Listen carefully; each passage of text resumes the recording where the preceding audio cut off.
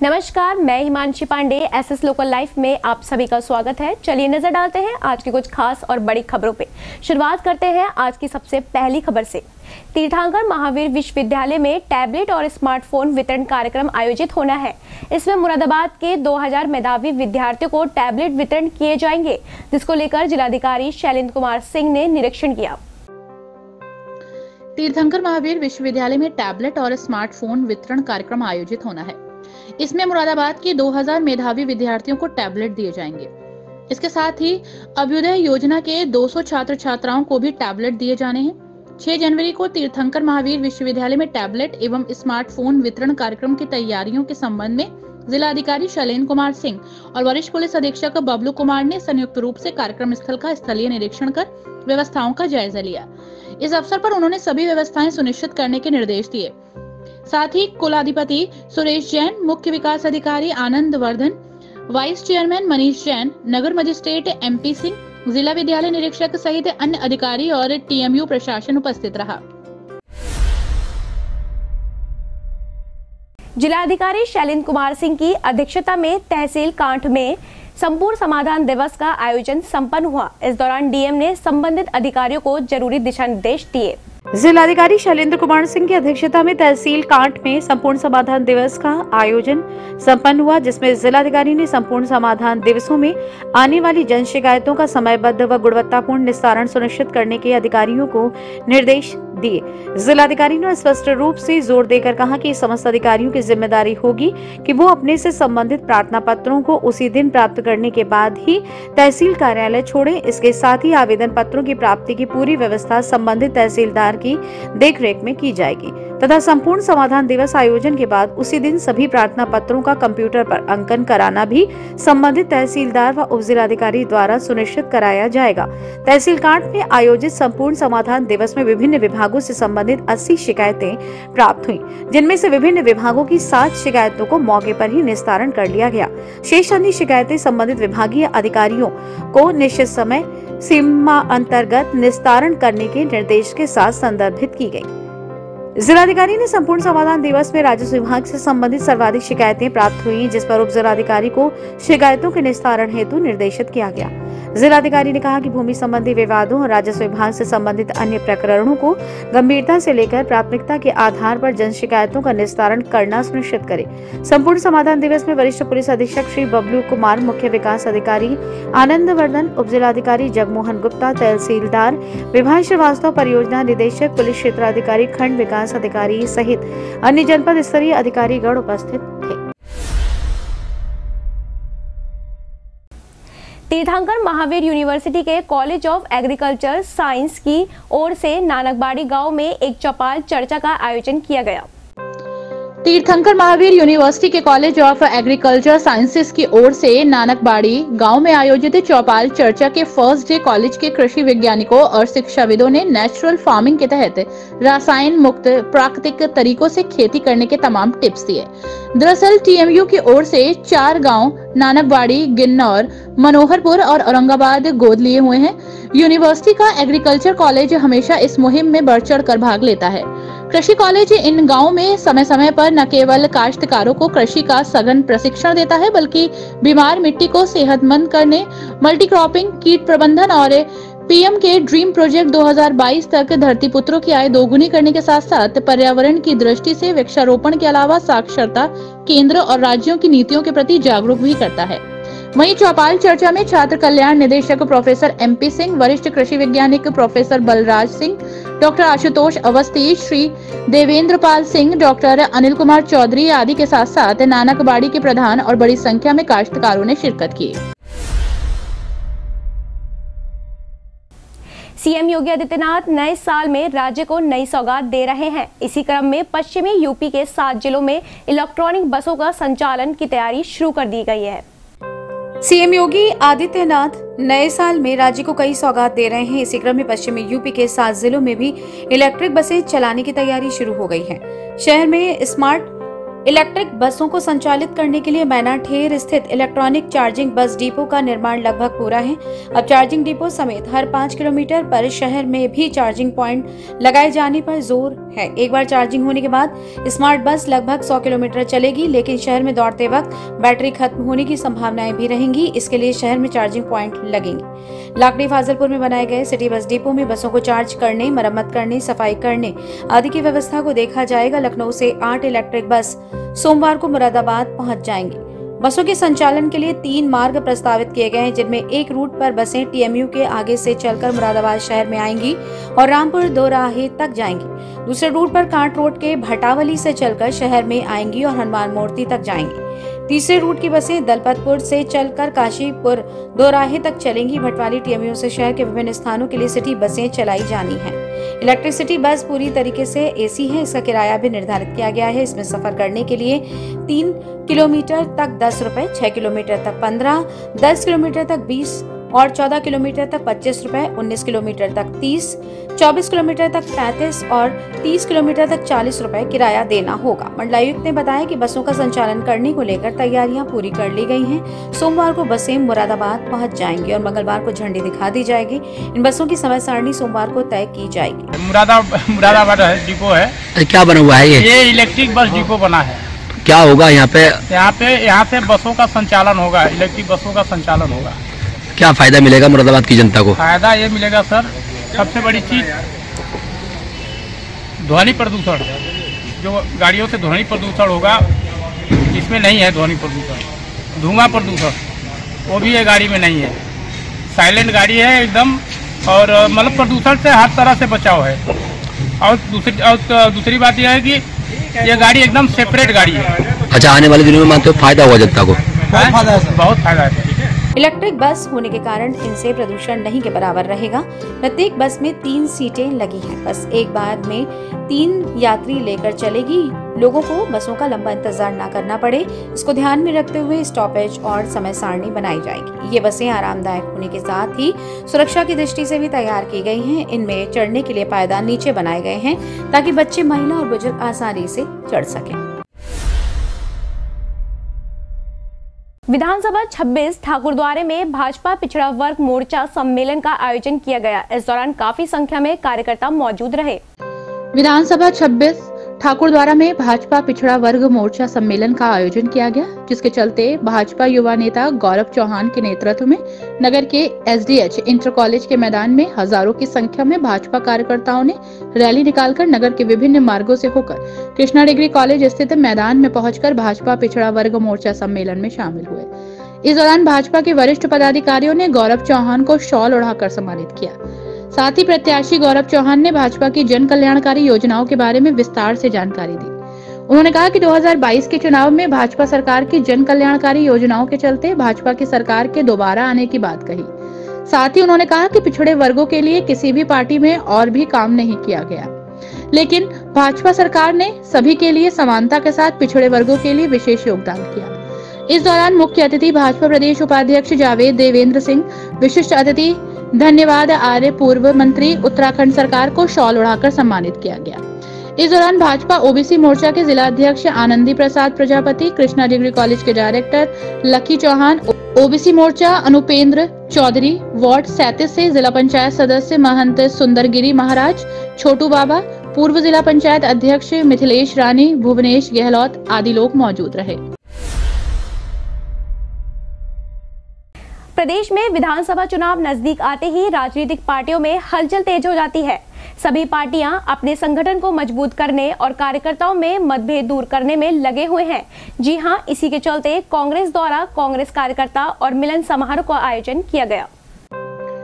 प्रदेश में विधानसभा चुनाव नजदीक आते ही राजनीतिक पार्टियों में हलचल तेज हो गई है। सभी पार्टियां अपने संगठन को मजबूत करने और कार्यकर्ताओं में मतभेद दूर करने में लगी है। कांग्रेस कार्यकर्ता मिलन समारोह में संगठन को मजबूत करने और विधानसभा चुनाव के मद्देनजर एकजुट होकर पार्टी द्वारा घोषित होने वाले प्रत्याशी को कामयाब बनाने पर चर्चा की गई। चाहे वो सपा हो, बसपा हो या भाजपा हो, कि उसके कार्यकर्ता सभी जाति, सभी कौम, सभी धर्म के लोग के पास चले जाए वोट मांगने। वो है कांग्रेस पार्टी। हम सभी जाति, सभी धर्म, सबके लेकिन फिर भी मैं दो कौम को स्पेशल रूप में कुछ कहना चाहता हूं। सबसे पहला कौम है हमारे मुसलमान, जिसके साथ मैं भी बैठा हूं, कि आप भूल रहे हैं, अगर आपको सम्मान किसी ने दिया है वो है कांग्रेस। आपको राष्ट्रपति कांग्रेस दिया, आपको साइंटिस्ट कांग्रेस दी, आपको मुख्यमंत्री कांग्रेस दिया। जरा इन पार्टियों से पूछ के देख लीजिए एक बार, चाहे सपा हो, बसपा हो या स्टेट में कोई भी पार्टी हो जिसको आप छोटा वोट कह के दे देते हैं, क्या दिया है उसने? ये कभी आपके बड़े मसले हल नहीं करेंगे जो वहां डिसीजन होता है। आप भी जानते हैं, आपके ऊपर जब भी घास गिराया जाता है वो सेंट्रल से गिरता है, और जब आप स्टेट में छोटा वोट कह के किसी को दे देते हैं तो सेंट्रल में आप कांग्रेस को कमजोर करते हैं, तो आपका मसला कौन उठाएगा? तो इस बात को कभी मत भूलें, कोई वोट छोटा और बड़ा होता है। आपके सारे बड़े जो मसले हैं वो सिर्फ राहुल गांधी, प्रियंका गांधी, सोनिया गांधी लड़ती, सिर्फ कांग्रेस पार्टी आपके मुद्दे। कार्यक्रम में बोलते हुए वक्ताओं ने कहा कि विधानसभा चुनाव के मद्देनजर सभी कार्यकर्ताओं को अपने आपसी मतभेद भुलाकर पार्टी द्वारा घोषित होने वाले प्रत्याशी को विजय बनाने के लिए जी जान से जुट जाना चाहिए, जिससे पार्टी को मजबूती मिले। की बात हमारे बीच में यहाँ पर आए हुए हैं। इससे पहले मीटिंग शुरू करूं, जिला कांग्रेस कमेटी की ओर से कप्तान सलीम साहब को नगर निगम का नेता विरोधी दल चुनने पर उनको कोटि कोटि स्वागत देता हूं। मुझे उम्मीद है जो काम पिछले 5 साल से नगर निगम में नहीं हुआ, हमारे कप्तान साहब की आवाज से अब लगेगा कि सड़कों पर सफाई, सड़कें बनना, पुलिया बनना, लोगों की जो समस्या होंगी अब वो खाली नहीं जाएंगे और उनकी समस्या, इनके बाद जो शिकायत आएगी वो समस्या आप लोगों की सुनी जाएगी। बैठक में आलोक खन्ना, पार्षद कमर सलीम, सैयद इकराम अली, सैयद इमरान अली, ओसामा मोहम्मद निसार, जुनैद अली, सफदर नियाजी, मोहम्मद अली, कौसर अली, आजम अंसारी, मेराज अंसारी, नवाब आसिफ अली खां आदि बड़ी संख्या में कांग्रेस पार्टी के कार्यकर्ता मौजूद रहे। रोटरी क्लब मुरादाबाद ईस्ट ने नववर्ष के उपलक्ष्य में रंगारंग शाम का आयोजन किया। इस दौरान लोगों ने बढ़ चढ़कर प्रतिभाग किया। रोटरी क्लब मुरादाबाद ईस्ट ने नववर्ष के उपलक्ष्य में रंगारंग शाम का आयोजन किया, जिसमें विभिन्न गेमों के आयोजन के साथ ही क्लब के सदस्यों ने फिल्मी गानों पर सुंदर डांस प्रस्तुत किया।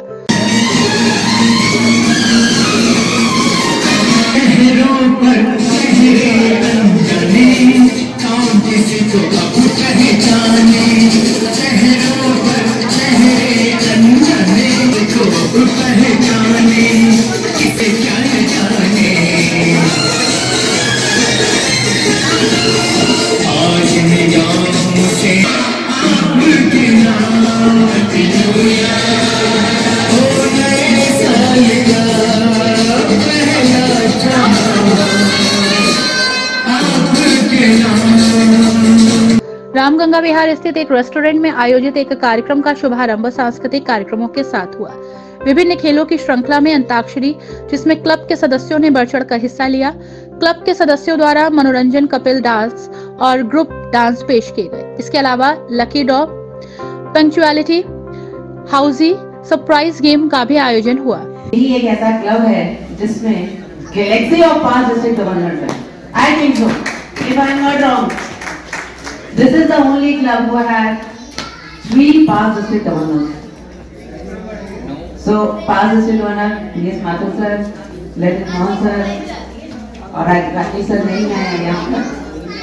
मैं सबसे पहले आप सभी को बधाई देना चाहती हूँ इस सुंदर कार्यक्रम की। एमओसी हमारी मिसेस गोयल, आई थिंक शोभा अग्रवाल जी, आपने बहुत बढ़िया तरीके से जो आज मीटिंग करनी की है, आप प्रशंसा के पात्र हैं, बधाई के पात्र हैं, और शायद इससे बढ़िया गेम शायद नहीं बन सकते थे जितने आपने बनाए हैं। आप इसके लिए जोर ना कर पाएंगे तो हो जाए, क्योंकि बहुत मेहनत की है आपने, और शायद सभी का पार्टिसिपेशन हुआ है इसमें।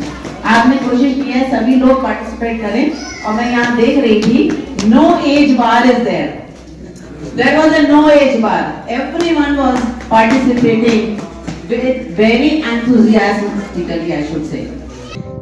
रंगारंग कार्यक्रम में हिस्सा लेने वाले सभी क्लब के सदस्यों को पुरस्कार देकर सम्मानित किया गया। न्यू ईयर का 2022 का प्रोग्राम किया गया और अपने क्लब के काफ़ी लोगों ने उसमें अपने पार्टिसिपेट भी किया। बड़ा अच्छा डांस किया, कुछ बच्चों ने भी अच्छा काम किया और अपने क्लब का ये बहुत अच्छा एक प्रोग्राम हमने ऑर्गेनाइज किया। बहुत मेंबरों ने एंजॉयमेंट किया। क्या संदेश देना चाहेंगे? संदेश ये है कि अपने क्लब की तरफ से ये है कि इस तरीके के प्रोग्राम होते रहें, हम अपने शहर के अंदर कुछ ना कुछ करते रहें और लोग हमें भी जाने, हम लोगों के लिए जो मदद कर सकते हैं वो सभी हम करने के लिए तैयार रहें। प्रोग्राम एन शोभा अग्रवाल जी और हमारे ट्रेजरर साहब रोटेरियन विपिन अग्रवाल जी द्वारा कन्वीन किया गया। हमारी ये स्पेशल मीटिंग थी, न्यू ईयर मीटिंग, जो हमने मोती महल में बनाई। सब लोगों ने बढ़ चढ़ के पार्टिसिपेट करा। हमारे सारे पीटीजीज आए थे। दीपक खन्ना जी DGND हमारी चीफ गेस्ट रहीं। चक्रेश लोहिया जी जो प्रेसिडेंट हैं ब्राइट के, वो हमारे विशेष अतिथि रहे। उसके अलावा ललित मोहन गुप्ता जी, सुरेश चंद्र अग्रवाल जी, BS माथुर जी, ये सब ने शिरकत करी। हमारी मेंबर काउंट इसमें बहुत अच्छी रही है। हमारे ऑलमोस्ट 90% मेंबर्स इसमें आए और न्यू ईयर हमने बहुत ही, आपने देखा ही है किस तरीके से मनाया। डांस हुआ, म्यूजिक हुआ, सब चीज़ हुआ और इस तरह से बिल्कुल साफ सुथरे तरीके से जो हम बनाते हैं वो हुआ। इस अवसर पर PTG Rakesh Singhal, PDG Lalit Mohan Gupta, Rotarian Suresh Agarwal, Rotarian Praveen Agarwal, Rotarian Prayag Pondwal, Neeraj Agarwal, Sachin Agarwal, Himanshu Mehra, Gopal Agarwal, Vinayak Gupta, Rashi Singhal, Vandana Gupta, Jayanta Tandon, Deepali Agarwal, Anshu Agarwal, Rotarian Mukesh Tyagi, Shalini Mehrotra आदि लोग मौजूद रहे। कार्यक्रम का संचालन रोटेरियन विपिन अग्रवाल और एनी शोभा अग्रवाल ने किया। नगर निगम कैंप कार्यालय पर पहुंचे शिवसेना के कार्यकर्ताओं ने प्रदर्शन किया। इस दौरान उन्होंने नगर आयुक्त को ज्ञापन भी सौंपा। मुरादाबाद के नगर निगम कैंप कार्यालय पर पहुंचे शिवसेना के पदाधिकारियों ने प्रदर्शन किया। इस दौरान उन्होंने नगर आयुक्त को ज्ञापन भी सौंपा। आंदोलनकारियों ने कहा कि शहर के कई वार्ड में सफाई व्यवस्था दुरुस्त न होने के कारण स्थानीय निवासियों को परेशानी हो रही है। साथ ही कहा कि टूटी सड़कें हादसों को दावत दे रही हैं। वहीं शिवसेना के जिला प्रमुख वीरेंद्र अरोड़ा ने चेतावनी दी कि समस्याओं का समाधान नहीं किया गया तो वे उग्र आंदोलन करेंगे। ज्ञापन आज देने आए हुए नगर आयुक्त महोदय को। आज आप देख रहे हैं स्मार्ट सिटी के नाम पर चार तरफ सिर्फ बातें ही बातें। स्मार्ट सिटी में हमारे समस्त वार्ड प्रमुख जो शिवसेना जुड़े हुए पदाधिकारी हैं, उन्होंने जगह जगह जाकर के लोगों की समस्याओं से मिले तो कहीं कूड़ा है, कहीं कूड़ों के ढेर हैं, कहीं पर नाली टूटी हुई हैं, कहीं सड़कें टूटी हुई हैं। स्मार्ट सिटी के नाम पर एक बड़े बिल बनाए जा रहे हैं और फंडिंग के नाम पर सिर्फ कोई काम हो नहीं रहा। जगह जगह अव्यवस्था फैली हुई है, कहीं बिजली स्ट्रीट लाइटों को लेकर के, कहीं नगर निगम के नालों को लेकर के, कहीं कूड़ों को लेकर के। और स्थिति देखो आप, ये जगह जगह अगर आप सब लोगों से हम लोग निवेदन करेंगे, जो इन लोगों के द्वारा शौचालय बनाए गए, उन शौचालयों की व्यवस्था देख करके आप लोगों को बड़ी तकलीफ होगी। पूरे शहर का पैसा टैक्स के नाम पर वसूली हो रही है, हाउस टैक्स के नाम पर भ्रष्टाचार चरम सीमा पर हो रहा। हर तरह से इस पर भ्रष्टाचार को लेकर के आज शिवसेना के समस्त पदाधिकारी यहाँ पर एकत्रित हुए हैं। ज्ञापन देने के साथ साथ जब तक नगर निगम आज इस पर स्पष्ट रूप से हम लोगों से बात नहीं कर लेंगे और जब तक हम लोग ज्ञापन भी दे देंगे और अधिकारियों को संतुष्ट करना पड़ेगा, क्योंकि 2 महीने पहले भी शिवसेना ने यहाँ ज्ञापन दिया था और अधिकारियों ने कहा था कि सारी बातचीत होगी। आज हम विद पोस्टरों के साथ आए। आज नगर निगम के विभिन्न क्षेत्रों में, जैसे अभी हमारे यहाँ के बारादरी का क्षेत्र है, काशीराम नगर का क्षेत्र है, लाइन पार के क्षेत्र है, पूरी है, पीतल नगरी है, कोठीवाल नगर है, इन सब क्षेत्रों में बहुत बुरी व्यवस्था। इस दौरान भारी संख्या में शिवसेना के पदाधिकारी मौजूद रहे। महाराजा अग्रसेन इंटर कॉलेज में 23 यूपी बटालियन NCC मुरादाबाद का वार्षिक प्रशिक्षण कैंप लगाया गया। महाराजा अग्रसेन इंटर कॉलेज मुरादाबाद में 23 यूपी बटालियन NCC मुरादाबाद का वार्षिक प्रशिक्षण कैंप शुरू हुआ। सर्वप्रथम कैडेट्स को कोविड-19 प्रोटोकॉल का पालन करते हुए प्रवेश दिया गया और प्रत्येक कैडेट का RT-PCR कोविड टेस्ट कराया गया। सर्वप्रथम कैंप के प्रारंभ में camp commandant colonel Sachin Rastogi द्वारा ओपनिंग एड्रेस की गई।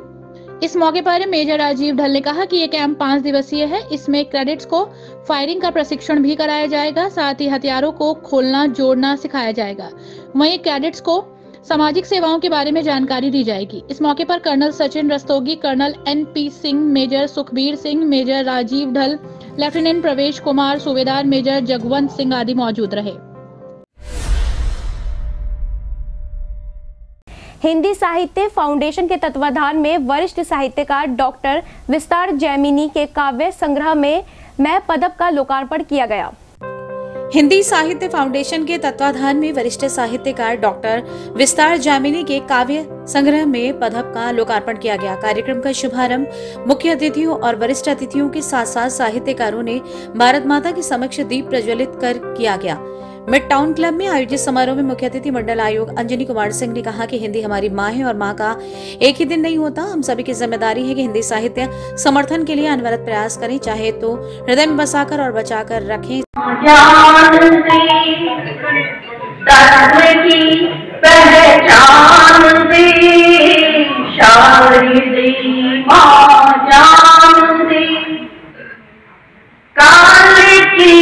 मोटी खुली है पर मलिन हो गिर रहे हैं। ताल की मोटी खुली है पर मलिन हो गिर रहे हैं। छा गया अंधियार का है मोह के घन गिर रहे।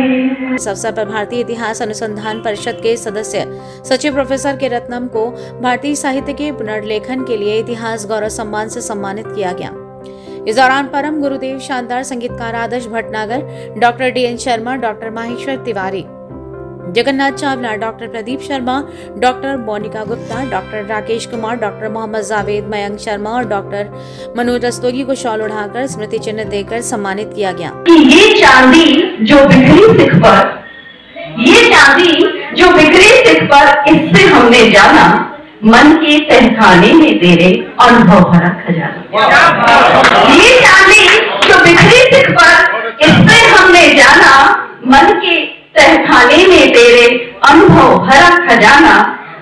ये निर्मल सा नेह सरोवर, ये निर्मल सा नेह सरोवर जो आंखों में तेरे, ये निर्मल सा नेह सरोवर जो आंखों में तेरे, कैसे रह सकता अनभीगा तेरे तट पर आना। वहीं महापौर विनोद अग्रवाल ने पात्रों के नाम साहित्यकार के नाम करने की घोषणा की। संयोजन और संचालन फाउंडेशन के अध्यक्ष डॉक्टर काव्य सौरभ रस्तोगी ने किया। वहीं इस दौरान आभार अभिव्यक्ति MH कॉलेज के प्राचार्य डॉक्टर सुधीर अरोड़ा ने की। इस अवसर पर डॉक्टर रामानंद शर्मा, उदय भान सिंह, मंसूर उस्मानी, हेमा तिवारी, मीनाक्षी ठाकुर, पुनीत कुमार रस्तोगी, कृष्ण कुमार नान, डॉक्टर नितिन रस्तोगी आदि मौजूद रहे। श्री हरि विराट संकीर्तन सम्मेलन के तीसरे दिन माता श्री अन्नपूर्णा जी महारानी मोहल्ला साहू के प्रांगण में पंडित ब्रिजेश पाठक रामायणी ने कहा कि जब तक संसार से हृदय नहीं टूटता, परमात्मा के चरणों में नहीं जुड़ता। और परमार्थ का दान देने वाले अलग अलग होते हैं। संसार में कोई एक व्यक्ति आपका स्वार्थ और परमार्थ, लोक और परलोक दोनों की पूर्ति नहीं कर सकता है। लेकिन हमारे भगवान राम ऐसे हैं कि उनकी शरण में जीव चला जाए तो वे उसके लोक और परलोक दोनों का निर्वाह कर देते हैं। इसलिए शरण में जाना है तो प्रभु राम की शरण में जाना है। श्री हरि विराट संकीर्तन सम्मेलन के तृतीय दिवस मंदिर माता श्री अन्नपूर्णा जी महारानी मोहल्ला साहू के प्रांगण में पंडित ब्रिजेश पाठक रामायणी ने कहा कि जब तक संसार से हृदय नहीं टूटता, परमात्मा के चरणों में नहीं जुड़ता। तुलसीदास, सूरदास, रसखान, बिल्वा मंगल, भगिनी निवेदिता, इन सभी संतों का पहले संसार से ही प्रेम था, पर संसार से हृदय टूटा तो परमात्मा के चरणों में जुड़ गए। इसलिए जो भी हमारे हृदय को तोड़ रहा है, हमारे मन के प्रतिकूल क्रिया कर रहा है, निश्चित रूप से वो हमें भगवान के चरणों में जाने की प्रेरणा प्रदान कर रहा है। आगे कहा कि रामायण में विभीषण जी भगवान के भक्त थे, लेकिन रावण को छोड़कर भगवान के चरणों में नहीं जा पा रहे थे। इस दौरान भारी संख्या में लोग मौजूद रहे। वहीं कार्यक्रम स्थल पर सैनिटाइजर और मास्क की भी व्यवस्था की गई। कोरोना नियम का पालन करने के लिए सभी से आग्रह किया गया।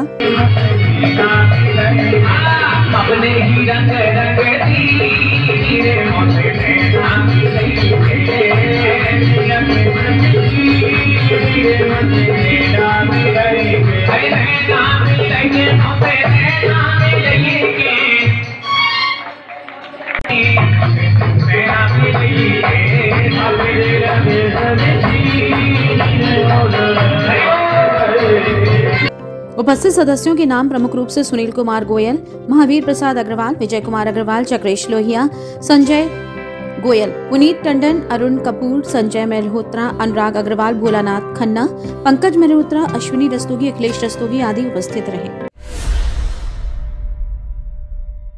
ऑल इंडिया मजलिस ए इत्तेहादुल मुस्लिमीन के राष्ट्रीय अध्यक्ष ओवैसी ने मुस्लिम नेतृत्व पर बल दिया।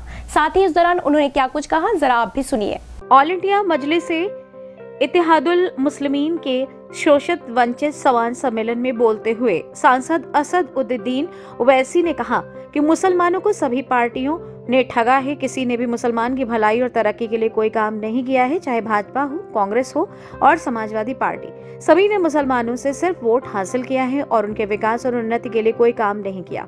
भाजपा ने धर्म की राजनीति कर हिंदुस्तान को कमजोर करने का काम किया है। आपस में नफरत फैलाकर मजहब के नाम पर जनता को बेवकूफ बनाकर वोट हासिल कर रही है। उन्होंने मुसलमानों में एकजुट होकर सेक्युलर पार्टी को वोट देने की अपील की। मुसलमानों को अपना नेता चुनना होगा जो बिना लालच के ईमानदारी से मुसलमान की आवाज उठा सके और उनके तरक्की तालीम के लिए काम कर सके। मजलिस यही चाहती है कि जिस तरीके से उत्तर प्रदेश में दीगर समाज के लोगों को उन्होंने अपने इत्तेहाद की ताकत के ऊपर उन्होंने मिलकर अपने एक नेता को बनाया, अपने उत्तर प्रदेश की सियासत में अपना हिस्सा भी मिला।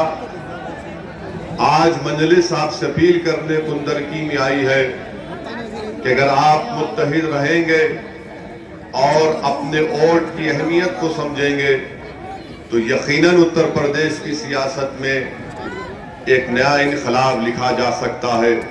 और मुझे यकीन है कि इंशाअल्लाह ताला इस बार उत्तर प्रदेश के असेंबली के इंतखाबात में, विधानसभा के चुनाव में आप तमाम मिलकर एक नई तारीख को रकम करेंगे। मुझे खुशी है कि मैं दोबारा कुंदरकी को आया हूं। मैं आपका शुक्रिया भी अदा करना चाहता हूं कि 5 साल पहले आपने विधानसभा और असेंबली के इंतखाबात में मजलिस के उम्मीदवारों के हक में अपने वोट का इस्तेमाल किया। गो उस वक्त हमको कामयाबी नहीं मिली, मगर मेरा ये अखलाकी फरीजा है कि मैं आप तमाम का शुक्रिया अदा करूं कि आपने ऐसे वक्त में मजलिस का साथ दिया जब मजलिस आज की तरह इतनी तंजीमी तौर पर, जब हमारा संगठन उस वक्त इतना मजबूत है, उन तमाम चीजों को आईन और संविधान में तो डाल दिया, मगर उन्होंने ये भी हमसे कहा कि देखो हमने इसको किस किताब की शक्ल में हमने संविधान बना दिया, मगर अगर इस संविधान को, इस भारत के आईन को, अगर तुमको इसको जिंदा रखना है, अगर इसको जिंदा रखना है, अगर इसको महज एक किताब अगर बनाकर नहीं रखना है, इसको अगर जिंदा रखना है, तो हमने जो संविधान में जो बातें कही हैं कि एक भारत का जो भी नागरिक होगा उसकी इज्जत, उसकी डिग्निटी, उसका चैन और सुकून, उसको तरक्की के मौके, उसको अपने मजहब पर चलने की इजाजत, ये तमाम हुकूक आपको हासिल करना पड़ेगा।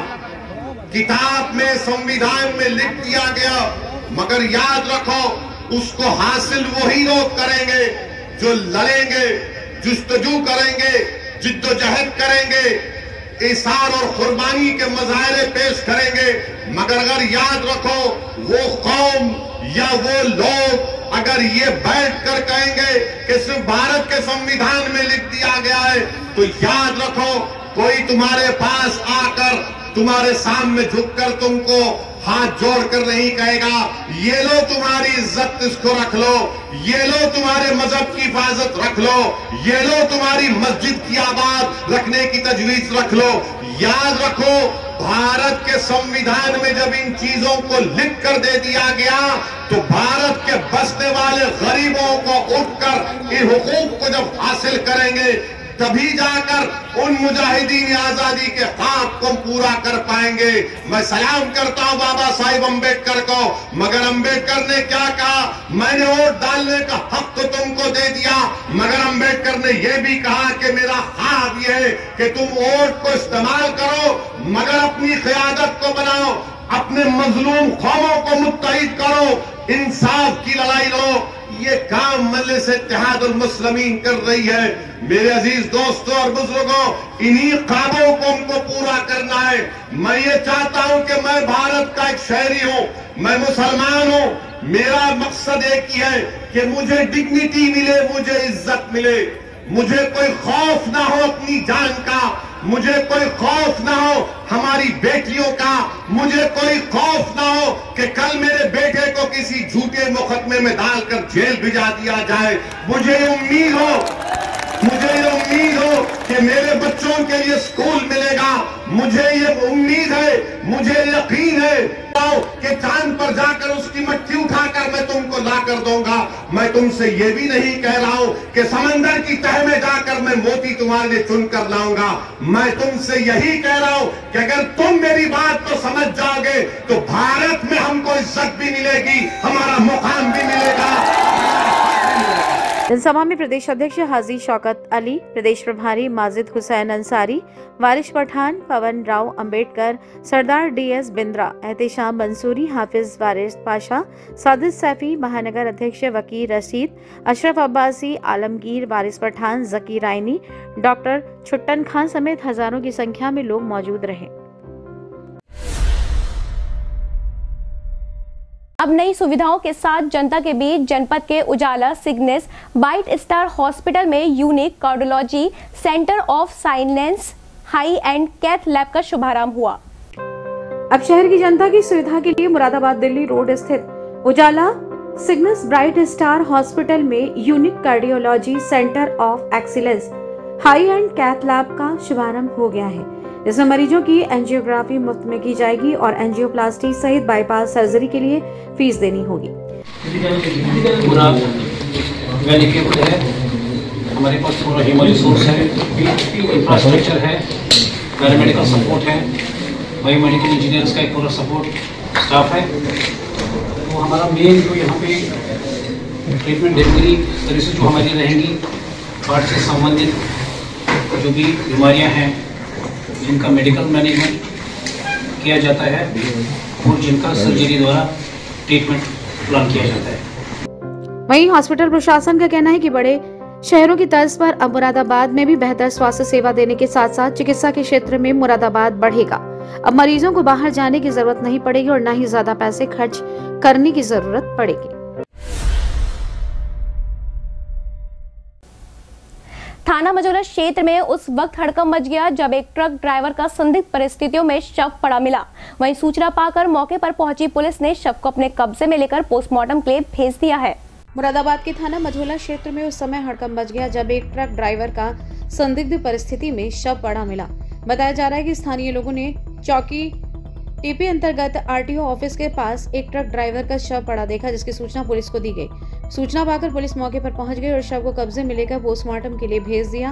मृतक की पहचान ट्रांसपोर्ट नगर के रहने वाले 55 वर्षीय बलराम के रूप में हुई है। मृतक के परिजनों का कहना है कि पुरानी रंजिश के चलते बलराम सिंह की गला दबाकर हत्या कर दी गई है।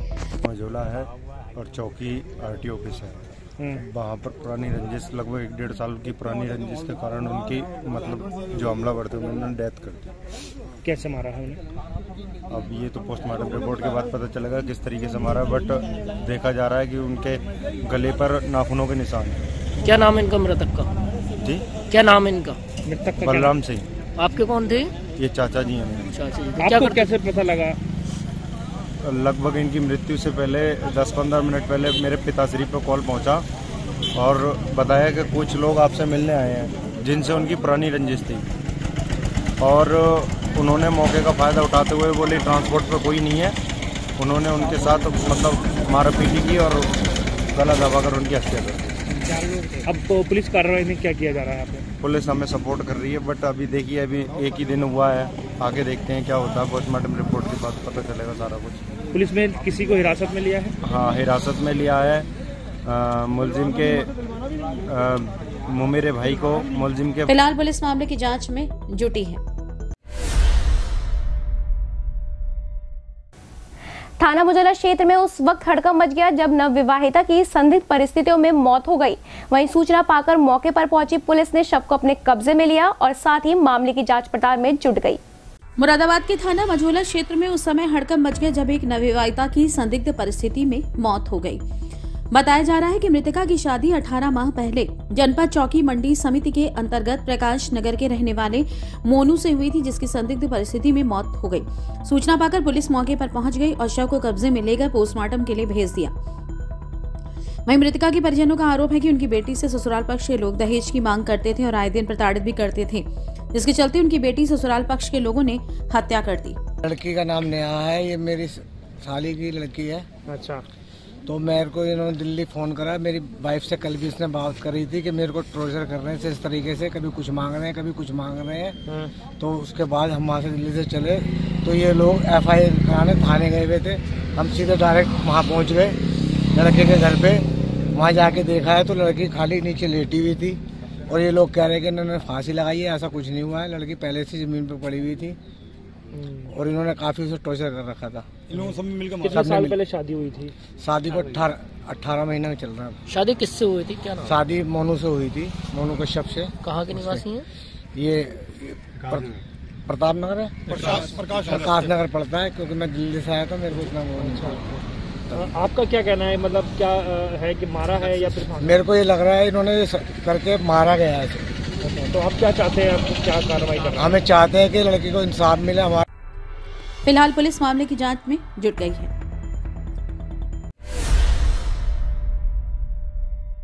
सड़क हादसों की रफ्तार लगातार बढ़ती जा रही है। वहीं एक दिल दहला देने वाला हादसा उस वक्त हुआ जब एक बुजुर्ग को ऑटो ने जोरदार टक्कर मार दी।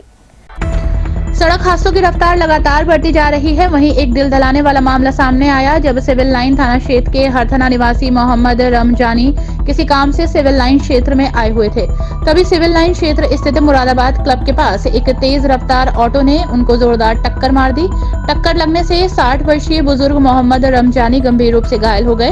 उन्हें उपचार के लिए सिविल लाइन स्थित जिला अस्पताल में भर्ती कराया गया। जानकारी देते हुए घायल रमजानी के पुत्र साने आलम ने बताया कि मुरादाबाद क्लब के पास एक तेज रफ्तार ऑटो ने उन्हें टक्कर मार दी, जिस वजह से वो गंभीर रूप से घायल हो गए। उपचार के लिए उन्हें सिविल अस्पताल लाया गया। इस मामले में पुलिस से शिकायत की गई है। एक्सीडेंट हुआ कहाँ पर? ये मुरादाबाद क्लब के पास। थाना कौन सा लगेगा? Civil line. कैसे हुआ एक्सीडेंट? पीछे से मार दिया ऑटो वाले। ये काय पर थे? साइकिल पर। लगातार बढ़ते सड़क हादसे एक चिंता का विषय बने हुए हैं। वहीं अब देखना होगा कि कब जाकर इन पर विराम लग पाता है। साल 2022 की शुरुआत के साथ ही सर्दी ने अपना रंग दिखाना भी शुरू कर दिया है। भारत के कई राज्यों में कड़ाके की ठंड पड़ रही है, वहीं कई राज्यों में शीतलहर अपना कहर बरपा रही है। साल 2022 की शुरुआत के साथ ही सर्दी ने अपना रंग दिखाना शुरू कर दिया है। भारत के कई राज्यों में कड़ाके की ठंड पड़ रही है, वहीं कई राज्यों में शीतलहर अपना कहर बरपा रही है। जनपद मुरादाबाद के देहात क्षेत्र में जहां ठंड से गेहूं और मटर को बहुत फायदा है, वहीं आलू की खेती को कुछ नुकसान हो रहा है। गेहूं है, जैसे लाइटा है, लाई है, मटर है, इन्हें तो फायदा है। आलू को थोड़ा सा नुकसान है। क्या नुकसान हो सकता है आलू को? आलू कोहरे से जो जल जाता है।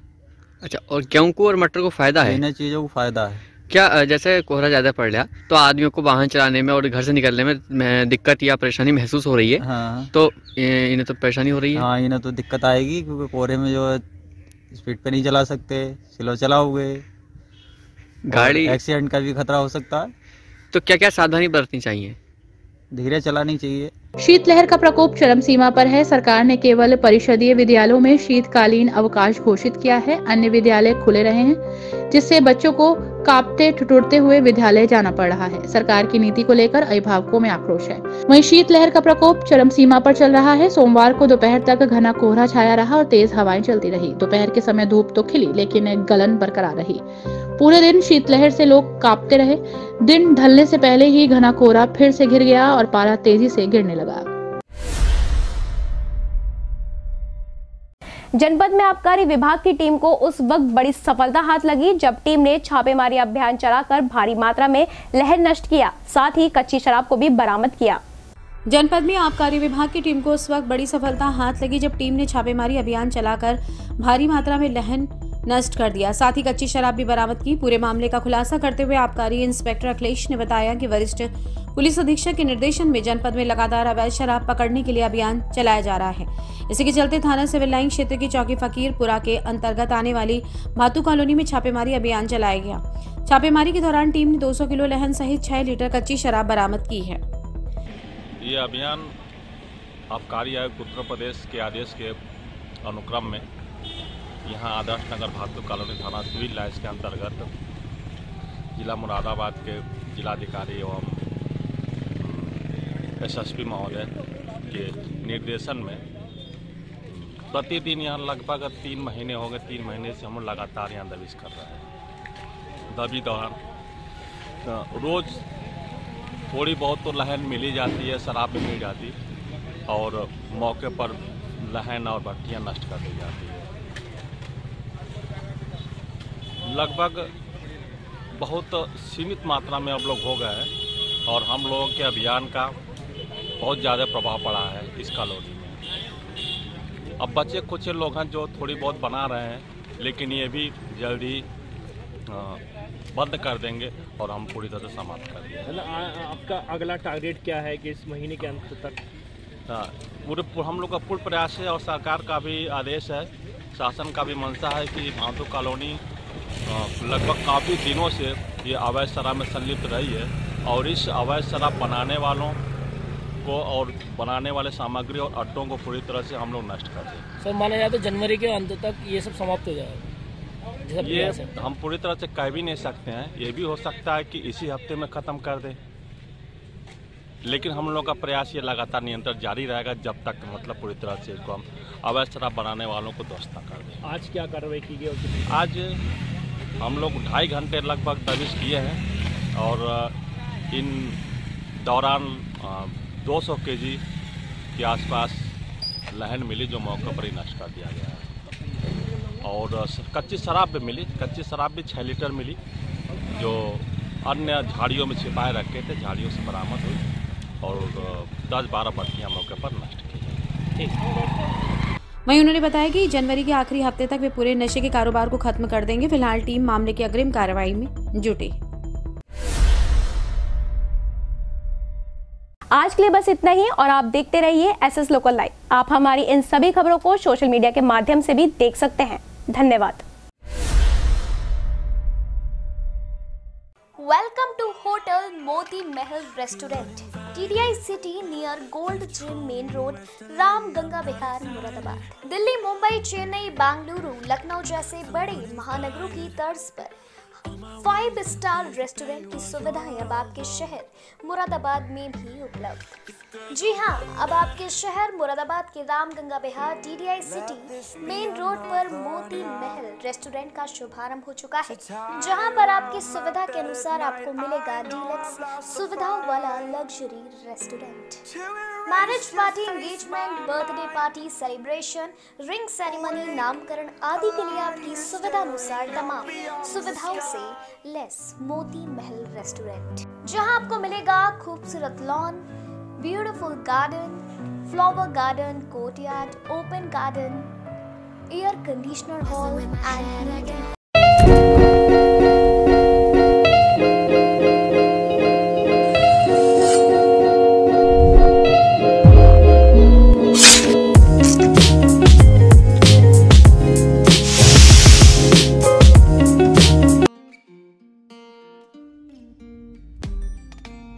So I've come to the conclusion, just a